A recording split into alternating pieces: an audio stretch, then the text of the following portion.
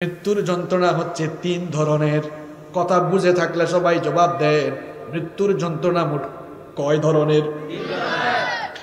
এক নাম্বার, অপরাধী গুনাহগার জাহান্নামীদের মৃত্যুর যন্ত্রণা একরকম। দুই নাম্বার, আল্লাহওয়ালা নেককার মানুষদের মৃত্যুর যন্ত্রণা আরেক রকম। তিন নাম্বার, শহীদদের মৃত্যু যন্ত্রণা আরেক রকম। মৃত্যুর যন্ত্রণা মোট কয় ধরনের? এবার শুনেন, এক নাম্বার, অপরাধী লোক যারা, গুনাহগার যারা, 5 ওয়াক্তের নামাজ যারা ছেড়ে দিচ্ছে, সুদ ঘুষ মিথ্যা বলা, এরপরে গীবত করা, চুগলখুরি করা, যত ধরনের অন্যায় অপকর্ম আছে, এই ধরনের অন্যায় অপকর্ম করতে করতে নিজের জীবনটাকে নষ্ট করে দিয়েছে যারা, মৃত্যুকে তো সবাই আপনারা বিশ্বাস করেন নাকি বিশ্বাস করেন না? এই মৃত্যুর সময় যখন আসবে, আমার কথা নেই, এগুলো নবীজি বলেছেন, মৃত্যুর সময় পাপিষ্ট গুনাহগার বান্দাদের রূহ কবজের জন্য মালাকুল মউত জাহান্নাম থেকে কাফনের কাপড় নিয়ে আসবেন। ওই কাফনের কাপড় থেকে দুর্গন্ধ ছুটবে, এমন দুর্গন্ধযুক্ত কাফনের কাপড় নিয়ে মালাকুল মউত আসবেন, সাথে করে জাহান্নামের একদল ফেরেশতা নিয়ে আসবেন। মালাকুল মউত এসে লোকটার একেবারে মাথার পাশে বসবেন। মালাকুল মউত এসে বলবেন, হাদিসে এসেছে, মালাকুল মউত বলবেন, ইয়া আইয়াতুহান নাফসুল খাবিথা, হে অপবিত্র আত্মা, উখরুজি ইলা সাখাতিম মিনাল্লাহি ওয়া গাদাব, আল্লাহর অসন্তুষ্টি আর গজবের উদ্দেশ্যে তুমি বের হয়ে আসো। এই কথা বলা মাত্রই মালাকুল মউত যখন লোকটার পায়ের মধ্যে, গুড়ালির মধ্যে চাপ মারবে, লোকটার কাছে মনে হবে এই দুনিয়ার সমস্ত পাহাড় তার উপরে রেখে দেওয়া হয়েছে। এই রকম যন্ত্রণা, এই রকম কষ্টদার অনুভব হবে। মালাকুল মউত যখন গুড়ালিতে চাপ মারবে, রূহ গিয়ে চামড়ার নিচে লুকাবে।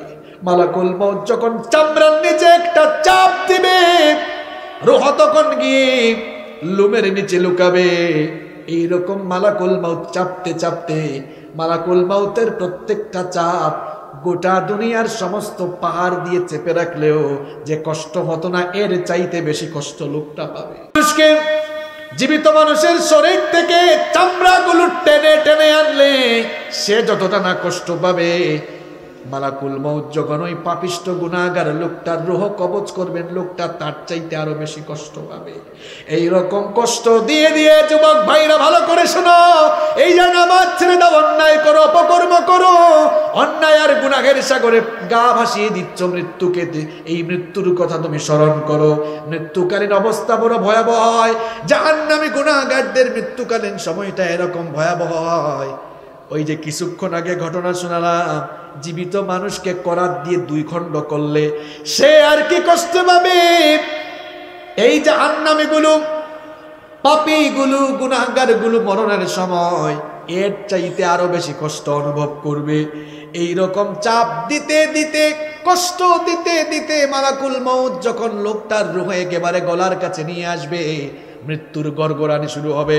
আমি জানি না কয়জন আপনারা মানুষের মৃত্যুর অবস্থা দেখেছেন। আমি অনেক মৃত্যুর সাক্ষী, অনেক মানুষ আমার কুলে মারা গিয়েছে। আর মৃত্যুকালীন সময়ে দেখবেন মানুষের গোটা বডির মধ্যে কম্পন শুরু হয়ে যায়, মৃত্যুর গড়গড়ানি শুরু হয়ে যাবে। লোকটার রূহ যখন গলার কাছে চলে আসবে, বুঝতে পারবে আমার চারপাশে এত মানুষ, কেউ আজ আমাকে আটকায় রাখতে পারবে না। কাল্লা ইযা বালাগাতিত التراقي وقيل من راق وظن أنه الفراق والتفت الساق بالساق إلى ربك يومئذ المساق। আল্লাহ তাআলা বলছেন, তখন তাকে বলা হবে, যখন তার প্রাণ একেবারে রূহ যখন গলার কাছে চলে আসবে, বলা হবে ওয়াকিলা মান রাক ওয়াযান্না আন্নাহুল ফিরাক, কেউ কি আছে নাকি ঝাড় ফুঁক করে আজ তোর রূহটাকে আটকাবে, পারলে ডাক। তখন বান্দা বুঝতে পারবে এখন তার চলে যাওয়ার সময় এসেছে। এই জন্য নিজেই তখন ওয়ালতাফাতিস সাকু বিসাক, 2 পা ছেড়ে দিবে, 2 পা ছেড়ে দিয়ে 2 পায়ের গুড়ালি একত্রিত করে দিবে, হাত পা ছেড়ে দিয়ে মৃত্যুর জন্য প্রস্তুত হয়ে যাবে। একটা সময় কষ্ট পেতে পেতে তার রুহ যখন মালাকুল মউত বের করে ফেলবে, রুহটাকে এবার মালাকুল মউতের সাথে যে সকল জাহান্নামী ফেরেশতা এসেছেন, ওই জাহান্নামী ফেরেশতারা জাহান্নামের কাফনের কাপড়ের মধ্যে মুড়াবে। এরপরে যখন ফেরেশতারা আকাশের পানে রওনা করবে, প্রথম আসমানে যাওয়ার পরে আসমানের দরজা খোলার জন্য আসমানের দারওয়ান ফেরেশতার কাছে অনুমতি চাইবে। আসমানের দারওয়ান ফেরেশতা বলবে, কার রূহ নিয়ে এসেছো? এর রূহ থেকে এত দুর্গন্ধ ছড়ায় কেন? গুনাহগার পাপিষ্ঠের রূহ থেকে দুর্গন্ধ ছড়াতে থাকবে, দুনিয়ার সবচাইতে নিকৃষ্ট দুর্গন্ধ। জিজ্ঞেস করবে, কোন ব্যক্তির রূহ নিয়ে এসেছো? জাহান্নামের ফেরেশতারা তখন বলবে, ওই যে কুমিল্লা আদর্শ সদর ওই এলাকার ওই নাপাক লোক, ওই গুনাহগার ওই পাপী লোকটার রূহ নিয়ে এসেছি। আসমানের দরজা খুলে দাও। ফেরেশতা বলবে, এর জন্য আসমানের দরজা খোলা হবে না, এর রূহটা ইল্লিনে নেওয়া হবে না। ফেরেশতা তখন সজোরে তখন এই পাপিষ্ঠ লোকটার রূহকে একটা ধাক্কা মারবে। একটা ধাক্কার চোটে জমিনের ৭০,০০০ গজ মাটির নিচে রূহটা গিয়ে জাহান্নামীদের রূহ যেখানে রাখা হয় সিজ্জিনের মধ্যে গিয়ে পতিত হবে। মৃত্যু যন্ত্রণা মোট কয় ধরনের? খুব সংক্ষেপে বললাম। ১ নাম্বার, পাপীদের অবস্থা কি হবে। এবার শুনেন ২ নাম্বার, আমরা যারা আজান হয়ে গেলে এই মসজিদে চলে যাই, আমরা যারা দ্বীনের পথে জীবন যাপনের চেষ্টা করি, আমরা যারা অন্যায় অপকর্ম গুনাহ থেকে বেঁচে নিজেদেরকে আল্লাহর দ্বীনের পথে পরিচালনার চেষ্টা করি, এদের যখন মৃত্যুর সময় চলে আসবে, মালাকুল মউত তখন জান্নাত থেকে একদল জান্নাতি ফেরেশতা আর মেশকের সুগন্ধিযুক্ত জান্নাতের এক সেট কাফনের কাপড় তার জন্য নিয়ে আসবেন। এরপরে মৃত্যু পদযাত্রী লোকটার মাথার কাছে এসেই তাকে সালাম দিবেন। বলেন তো দেখি, এর আগে যে পাপিষ্ঠদের মৃত্যুকালের অবস্থা আপনাদের সামনে বয়ান করলাম, এদেরকে কি মালাকুল মউত এসে সালাম দিয়েছে নাকি? কিন্তু আপনি যদি মানুষটা নেককার হন, আল্লাহওয়ালা হন, আপনার পাশে এসেই ফেরেশতা আপনাকে আগে সালাম দিবে। কথাটা আমার নয়, মোল্লার নয়, কথাকার। কোরআনুল কারীমের ১৬ নম্বর সূরা সূরাতুন নাহলের ৩২ নম্বর আয়াতের মধ্যে আল্লাহ তাআলা বলছেন, আল্লাযীনা তাতাওয়াফফাহুমুল মালাঈকাতু তাইয়্যিবিনা ইয়াকুলুনা সালামুন আলাইকুম উদখুলুল জান্নাতা বিমা কুনতুম তা'মালুন। আল্লাহ তাআলা বলছেন, এদের মৃত্যুর সময়, নেককার লোকদের মৃত্যুর সময় ফেরেশতারা এসে বলবে, সালামুন আলাইকুম উদখুলুল জান্নাতা বিমা কুনতুম তা'লামুন বিমা কুনতুম তা'মালুন। ফেরেশতা বলবে, তোমার উপরে সালাম, আল্লাহর জান্নাতে ঢোকার জন্য তুমি প্রস্তুত হয়ে যাও। সুবহানাল্লাহ। কোরআনুল কারীমের ৪১ নম্বর সূরা হামিম আস-সাজদা এর ৩০ নম্বর আয়াতে আল্লাহ তাআলা আরো সুন্দর করে বললেন, ইন্নাল্লাযীনা ক্বালু রাব্বুনাল্লাহু সুম্মা ইসতাকামু তাতানাজ্জালু আলাইহিমুল মালাঈকাতু আল্লা তাখাফু ওয়া লা তাহজানু ওয়া আবশিরু বিল জান্নাতিল্লাতী কুনতুম তুআদুন। আল্লাহ তাআলা বলছেন, নিশ্চয়ই যারা ঘোষণা দিয়েছে আল্লাহ আমার রব, আর ওই রবের পথে যারা অবিচল আছে, অবিচল থাকবে, তাদের মৃত্যুর সময় ফেরেশতা এসে বলবে, ও আল্লাহর বান্দা, তোমার জন্য কোনো ভয় নাই, তোমার জন্য কোনো চিন্তা নাই, আল্লাহর জান্নাতে ঢোকার সুসংবাদ নিয়ে আল্লাহর কাছে প্রত্যাবর্তনের জন্য প্রস্তুত হও। সুবহানাল্লাহ। ফেরেশতা এসে সালাম দিবে। সালাম দেওয়ার পর মালাকুল মউত বলবেন, ইয়া আইয়ুহান নাফসুত তাইয়্যিবা, হে পবিত্র আত্মা, হে সম্মানিত আত্মা, উখরুজি ইলা মাগফিরাতিন মিনাল্লাহি ওয়া রিদওয়ান, আল্লাহর সন্তুষ্টি আর আল্লাহর জান্নাতে ঢোকার উদ্দেশ্যে বের হয়ে আসো। এই কথা বলে ফেরেশতা যখন নেককার লোকটার রূহকে কবজ করবে, এই লোকটা যেন মৃত্যুর যন্ত্রণা অনুভব না করে, এই জন্য ফেরেশতা তার সামনে জান্নাতের নয়নাভিরাম দৃশ্য তুলে ধরবে। একটা ছোট্ট শিশু যেমন ক্ষুধা লাগলে পরে চিৎকার করে কান্না করে, এরপর মা যখন তাকে কোলে নিয়ে দুধ খাওয়ায়, দুধ পান করার সময় বাচ্চা যেমন আরামে আরামে দুধ পান করে আরাম করে ঘুমায়, ফেরেশতাও যখন লোকটার সামনে জান্নাতের নয়নাবিরাম দৃশ্য তুলে ধরবে, আল্লাহওয়ালা নেককার লোকগুলো জান্নাতের দৃশ্য দেখতে দেখতে আরাম করে ঘুমায়া যাবে। আল্লাহ তুমি আমাদেরকে ওই নেককারদের কাতারে শামিল করো, বলেন আমিন। আরো আসতে বলেন আমিন। রূহ কবজ করার পরে জান্নাতের ফেরেশতারা এবার লোকটার রূহকে জান্নাতের কাপড় দিয়ে মুড়াবে, জান্নাতের কাপড় দিয়ে মুড়িয়ে এবার আসমানের দিকে রওনা করবে। যখনই তারা লোকটার রূহ নিয়ে আসমানের দিকে রওনা করবে, লোকটার রূহ থেকে মেশকে আম্বরের সুগন্ধের চাইতেও আরো চমৎকার সুগন্ধ বের হতে থাকবে। প্রথম আসমানে যাওয়ার পর আসমানের ফেরেশতারা বলবে, আহলান সাহালান, কোন পবিত্র লোকটার রূহ নিয়ে এসেছো? তার রূহ থেকে এত সুগন্ধি ছড়ায় কেন? ফেরেশতা পরিচয় করিয়ে দিবে, ওই তো কুমিল্লা আদর্শ সদর এলাকার ওই লোকটা 5 ওয়াক্তের নামাজি ছিল, ভালো মানুষ ছিল, সুদ খাইতো না, ঘুষ খাইতো না, ইসলামের প্রতি দিনের প্রতি জীবনটা পরিচালিত করত। ফেরেশতাদেরকে বলা হবে আসমানের দরজা খুলে দাও। ফেরেশতারা আসমানের গেটটা খুলে দিবে। 7 আসমানের উপরে ইল্লিন, এবার 7 আসমানের উপরে ইল্লিন নামক জায়গার মধ্যে তার রূহ নিয়ে যাওয়া হবে, যেই জায়গার মধ্যে আল্লাহওয়ালা লোকদের, নেককার লোকদের রূহ রয়েছে, সেই জায়গার মধ্যে ইল্লিনে নিয়ে তার রূহটা রেখে দেওয়া হবে। আর তাকে তখন বলা হবে, ইয়া আইয়াতুহান নাফসুল মুতমাইন্নাতু ইরজিই ইলা রাব্বিকি রাদিয়াতাম মারদিয়া ফাদখুলি ফি ইবাদি ওয়াদখুলি জান্নাতি। বলা হবে, হে প্রশান্ত আত্মা, তোমার রবের দিকে সন্তুষ্ট চিত্তে ফিরে আসো, আমার নেককার বান্দাদের সঙ্গে শামিল হয়ে আমার জান্নাতে দাখিল হয়ে যাও। সুবহানাল্লাহ। আল্লাহ যেন এই নেককারদের কাতারে আমাদেরকে শামিল করেন, বলেন আমিন। মৃত্যুর যন্ত্রণা কয় ধরনের? 1 নাম্বার বলেছি পাপীদের অবস্থা, 2 নম্বরে বলেছি নেককারদের অবস্থা, 3 নাম্বার শহীদ যারা মৃত্যুকালীন সময়ে যন্ত্রণা পাবে না তারা। নবীজি বলেছেন শহীদদের মৃত্যু যন্ত্রণা হলো এমন, হাতের মধ্যে চিমটি কাটলে যে সাধারণ যন্ত্রণা অনুভব হয়, একজন শহীদ মৃত্যুর সময় তার চাইতেও কম যন্ত্রণা অনুভব করে। প্রশ্ন হলো শহীদ কারা? আল্লাহর জমিনে আল্লাহর দ্বীন প্রতিষ্ঠার জন্য নিজের জান কুরবানি করে যারা শহীদ হলো তারা।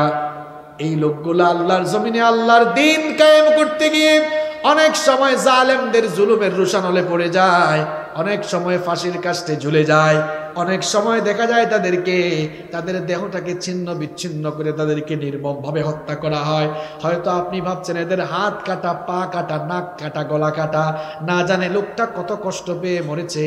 কিন্তু আল্লাহর নবী বলেছেন শহীদ যখন শহীদ হয় তখন হাতের মধ্যে চিমটি কাটলে যে ব্যথা মানুষ অনুভব করে, এর চাইতেও কম যন্ত্রণা মরণের সময় অনুভব করে। এই জন্য আল্লাহর নবীর সাহাবীরা শাহাদাতের মৌতের জন্য পাগল ছিলেন, কারণ শহীদি মৃত্যুর মর্যাদা অনেক বেশি। শহীদি মৃত্যু হলো এমন মৃত্যু, মৃত্যুর পরে আল্লাহ কোনো হিসাব করবেন না, বিচার করবেন না, বিনা হিসাবে বিনা বিচারে আল্লাহ জান্নাত দিয়ে দিবে। শহীদদেরকে আল্লাহ এত মর্যাদা দিয়েছেন। একজন শহীদ যখন দুনিয়া থেকে চলে যায়, শাহাদাতের মৃত্যু হলো, মৃত্যুটা হলো তার জন্য সাঁকো। এই পারে দুনিয়া, মৃত্যুর মাধ্যমে সাঁকোটা পারে হলে ওই পারে জান্নাত, কোনো বাধা নাই। সুবহানাল্লাহ। এই জন্য আল্লাহর নবীর সাহাবীরা হাত তুললে আল্লাহর কাছে শহীদ হওয়ার জন্য দোয়া করতেন। ওমর ইবনুল খাত্তাব রাদিয়াল্লাহু আনহু হাত তুললেই দোয়া করতেন, আল্লাহুম্মা রযুকনি শাহাদাতান ফি সাবিলিক ওয়াজআল মাউতি ফি বালাদি রাসূলিক। তিনি বলতেন, ওগো রব, আমাকে তুমি মরণের সময় রাসূলের শহরে মৃত্যু দিও, আর মৃত্যুর সময় শাহাদাতের মৃত্যু নসিব করে দিও। তাহলে মৃত্যু যন্ত্রণার কয়টা ধরন বললাম? এই মৃত্যু সবার কাছে আসবেই আসবে। সুতরাং এই মৃত্যু আসার আগে নিজেদেরকে ইমানদার বানানোর দরকার আছে না নাই? আমি যদি জিজ্ঞেস করি সবচেয়ে বুদ্ধিমান কে, কষ্ট হচ্ছে আপনাদের? আর 5 মিনিট থাকা যাবে তো? এই লাইনে আনছি। আজকে মৃত্যুর ওয়াজ কেন করলাম? এই মৃত্যুকে আমরা ভুলে গিয়েছি, মৃত্যু থেকে গাফেল হয়েছি বলেই আমরা এত গুনাহ করি। আমি যদি আপনাকে বলি বলেন তো সবচেয়ে বুদ্ধিমান কে, আপনি বলবেন হুজুর কম বয়সে পয়সাওয়ালা হয়েছে যারা, এরাই সবচেয়ে বুদ্ধিমান। নবীজি একদিন সাহাবীদেরকে জিজ্ঞেস করলেন মান আকিয়াসুন নাস ওয়া আহজামুন নাস। নবীজি প্রশ্ন করলেন সাহাবীরা বলো তো সবচাইতে চালাক সবচাইতে বুদ্ধিমান মানুষ কে? তখন সাহাবীরা বললেন আল্লাহু ওয়া রাসূলুহু আ'লাম, এই ব্যাপারে আল্লাহ আর তার রাসূল সবচাইতে ভালো জানেন। নবীজি তখন বললেন শোনো সবচেয়ে বুদ্ধিমান কারা, শোনো আকসারুহুম যিকরাল লিল মাউতি ওয়া আশাদ্দুহুম ইস্তিদাদাল লিল মাউতি ক্বাবলা নুজুলিল মাউত। নবীজি বললেন যারা মৃত্যুর কথা বেশি বেশি স্মরণ করে আর মৃত্যুর আগেই যারা মৃত্যুর প্রস্তুতি গ্রহণ করে আল্লাহর দ্বীনের প্রতি জীবন পরিচালনা করে, তারাই হচ্ছে মানুষের মধ্যে সবচাইতে বুদ্ধিমান মানুষ। সবচেয়ে বুদ্ধিমান তারা, মরণের পরে ভালো থাকার জন্য প্রস্তুতি নেই যারা। আপনি তো কারবার কম করলে না, কম করেন নাই, কয় বছর আর থাকবেন? আমি যদি ধরি আপনার গড়ায়ু 60 বছর, যদি ধরি 60 বছর, একটা বাড়ি করতে করতে 50 বছর হয়েছে, কয় বছর আর থাকবেন? 10 বছর। এই 10 বছরের জন্য আপনি এত কিছু করলেন। আবার অনেককে দেখেছি যে বাড়ি বানিয়েছে, বাড়ি বানাই আর নতুন বাড়িতে উঠতে পারে নাই, মরে গেছে। এরকম হয় কিনা? মরার পরে যে কবর নামক বাড়িতে থাকবেন, ওইখানে কোন জাতের টাইলস লাগাইছেন? ওইখানে আলো নাই, বাতি নাই, সাথী নাই। এই কবর বড় ভয়ঙ্কর জায়গা, এখানে কোনো ক্লাস নাই। কুমিল্লা থেকে ঢাকায় যাবেন, এসি বাস আছে, নন এসি বাস আছে, বিমানে উঠলে ইকোনমি ক্লাসের সিট আছে, বিজনেস ক্লাসের সিট আছে, বিমানবন্দরের টার্মিনালে ঢুকলে সাধারণ মানুষের জন্য আলাদা টার্মিনাল, ভিআইপিদের জন্য আলাদা টার্মিনাল, আবার ভিভিআইপিদের জন্য আলাদা টার্মিনাল।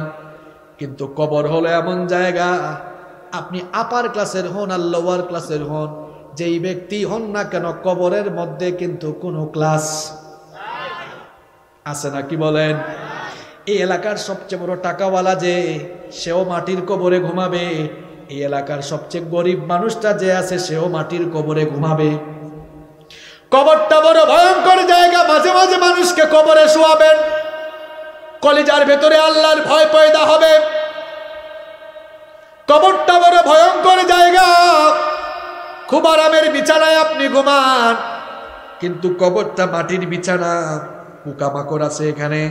আবার বর্ষাকালে কবর দিলে দেখবেন কবর খুললেই নিচ থেকে কি উঠে, এই পানির মধ্যেই কিন্তু মানুষ আপনাকে শোয়ায় আসবে।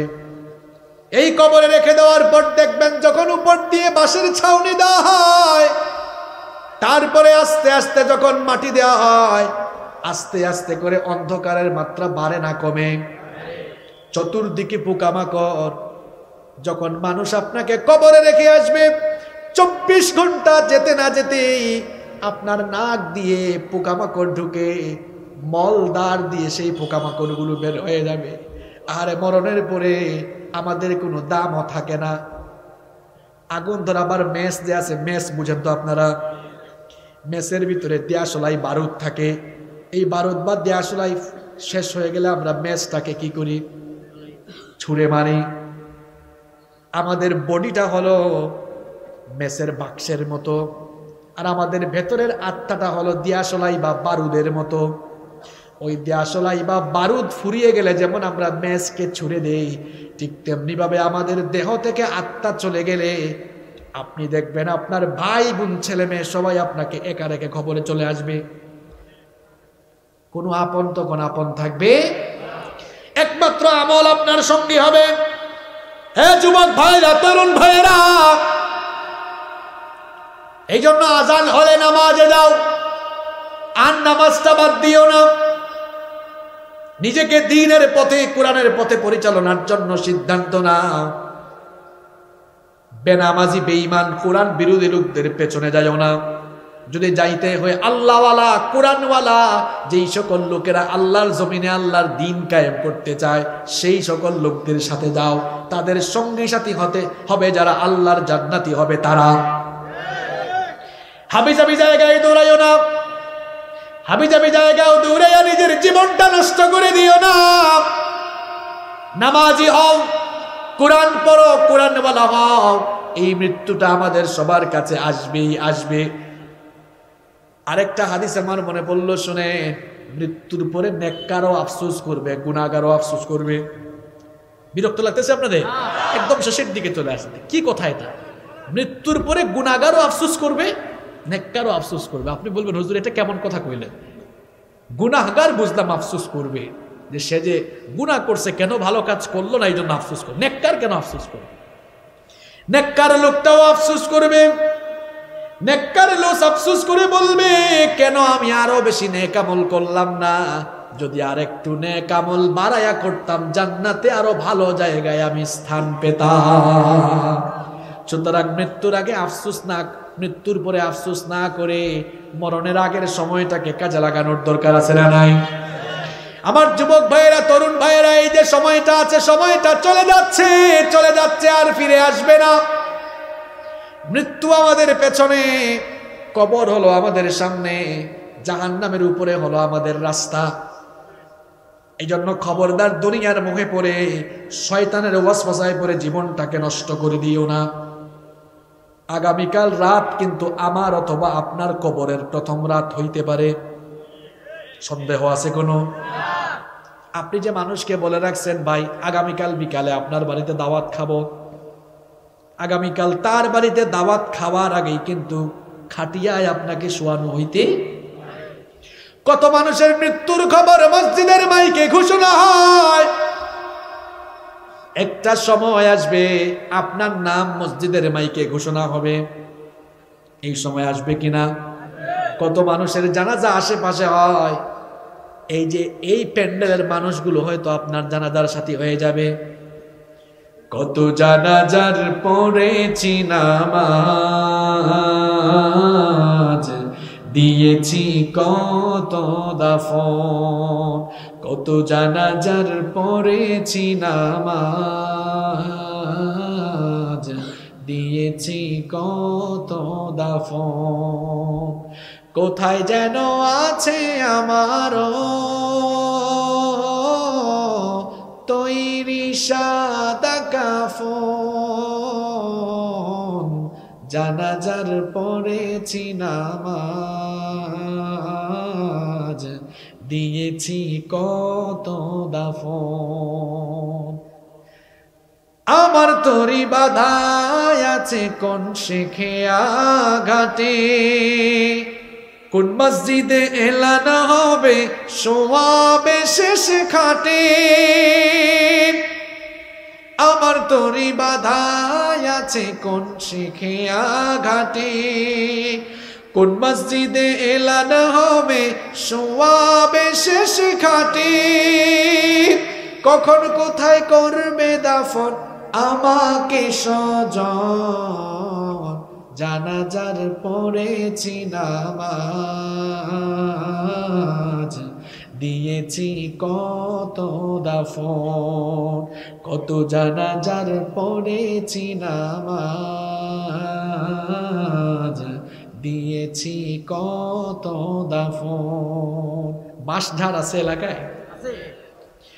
কোন বাতাসে কোথায় যেন দুলছে বাঁশের ঝাড়, কোন সে মাটি কোনখানে ডাকে রে বারবার।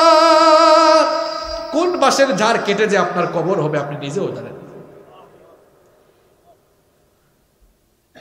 কোন বাতাসে কোথায় যেন দুলছে বাঁশের ঝাড়, কোন সে মাটি কোনখানে ডাকে রে বারবার। কোথায় যেন বর যাত্রী আছে রে চারজন। খাটিয়া কয়জন করবে বহন? আপনার চারজন হয়তো এখানে আছে, আপনার চারজন হয়তো এখানেই আছে। কোথায় যেন বর যাত্রী আছে রে চারজন, জানাজার পড়েছি নামাজ, দিয়েছি কত দাফন, কত জানাজার পড়েছি নামাজ, দিয়েছি কত দাফন। আমার বাবারা, আমার ভাইরা, মৃত্যুকে ভয় নয়, আমি বলেছি মৃত্যুকে স্মরণ করা, মৃত্যুর কথা বেশি বেশি মনে রাখা। নবীজি বলেছেন সেই বুদ্ধিমান যে মৃত্যুর কথা বেশি স্মরণ করে। কেন এই মৃত্যু নিয়ে কথা বলে শেষ দিকে এই কথাগুলো বলছি? যার মাথায় মৃত্যুর কথা স্মরণ আছে, আল্লাহর কসম সে মিথ্যা বলবে না। যার মৃত্যুর কথা স্মরণ আছে, আজান পড়লে ফজরের নামাজে ঘুমায় থাকবে না। যার মৃত্যুর কথা স্মরণ আছে, 5 ওয়াক্ত নামাজ বাদ দিবে না। যার মৃত্যুর কথা স্মরণ আছে, ইসলামওয়ালা কোরআনওয়ালা লোকদের বিরুদ্ধে হামলা মামলা করবে না। যার মৃত্যুর কথা স্মরণ আছে, সামান্য ক্ষমতার জন্য কোরআনওয়ালা ইসলামওয়ালা ইসলামী আন্দোলনের লোকদের বিরুদ্ধে দাঁড়াবে না। যার মৃত্যুর কথা স্মরণ আছে, সুদ ঘুষ খাবে না। এক কথায় যার মৃত্যুর কথা স্মরণ আছে, সে কখনো অন্যায় পথে পা বাড়াবে না। মৃত্যুর কথা স্মরণ করতে হবে, এই ফুটুস ফাটুস চলে যাবে। আপনি কার জন্য এত অন্যায় করছেন? মানুষের জায়গা জমি দখল করেছেন। এ ভাই, কবরে কতটুকু জায়গা নিয়ে যাবেন? 3.5 হাত জায়গা আপনার জন্য মাত্র। কতটুকু? কত টাকা লাগবে আর আপনার? জনগণের হক মেরে দিয়েছেন, চাঁদাবাজি টেন্ডারবাজি করছেন, আর কত টাকা চাই আপনার? আপনি দেখেন না কত মানুষ টাকাওয়ালা চলে গেছে, 1 পয়সা নিয়ে গেছে। এই কথা বলেন না কেন? নিয়ে গেছে। যুবক ভাইরা, আর কত গান শুনবা,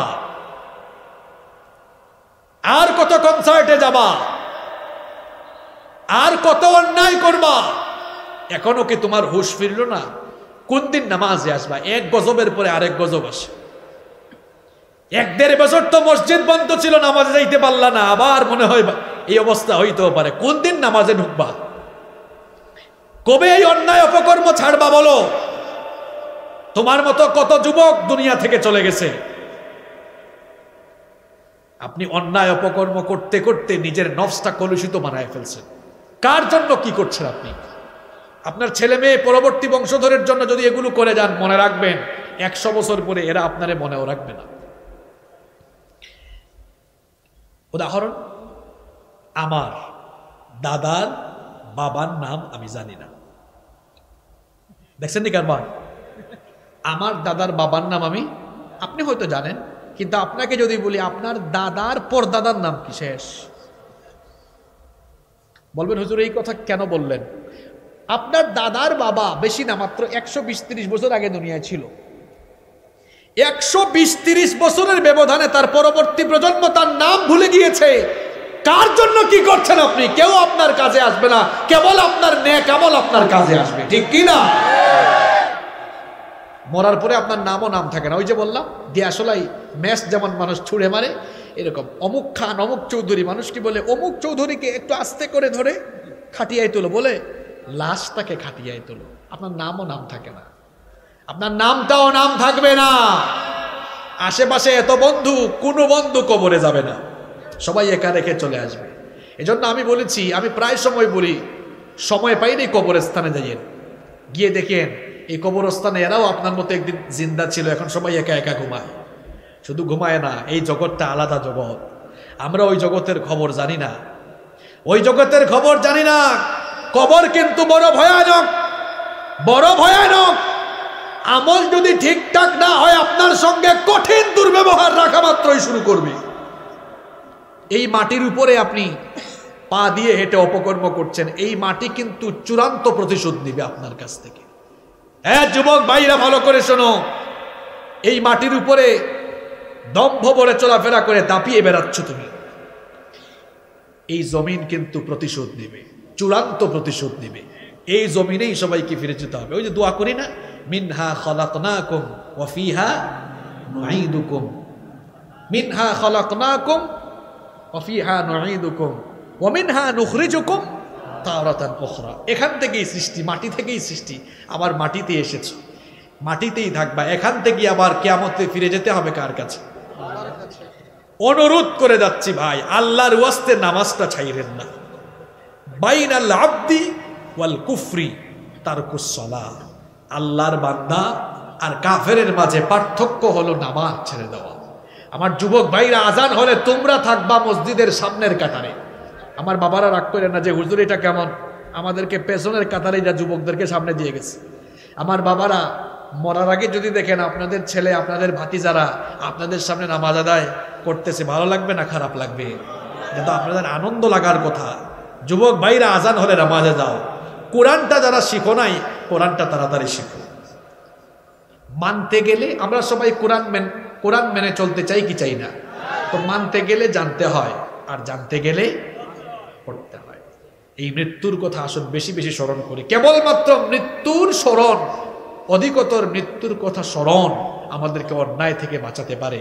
এই মৃত্যুর কথা যত বেশি স্মরণে থাকবে, তত বেশি আপনি অন্যায় থেকে বাঁচতে পারবেন ইনশাআল্লাহ। আজকে দেখেন কতগুলো পয়েন্ট নিয়ে কথা বললাম, একটু রিপিট করি। প্রথমে মৃত্যুর কয়টা বৈশিষ্ট্য বলছি? একটু জোরে বলেন। 8টা। এরপরে আমি কয়েকজন সাহাবীদের বর্ণনা এনেছি যে তারা মৃত্যুর সময় কি অবস্থা হয়, তারা কি বলেছেন। এরপরে নবীজির অফাতকালীন সময়ের চিত্র আপনাদের সামনে বলেছি। সর্বশেষ মৃত্যুর 3 ধরনের যন্ত্রণা আপনাদের সামনে তুলে ধরেছি: পাপীদের অবস্থা, নেককারদের অবস্থা, আর শহীদদের অবস্থা। আমরা নেককার হতে চাই, তার পাশাপাশি আমরা শহীদ মৃত্যুর তামান্না করি। যদি আল্লাহর জমিনে আল্লাহর দ্বীন কায়েমের জন্য আমাদের জীবনটাকে বিলিয়ে দিতে হয়, সবচাইতে শ্রেষ্ঠ মওত এই শাহাদাতের পেয়ালা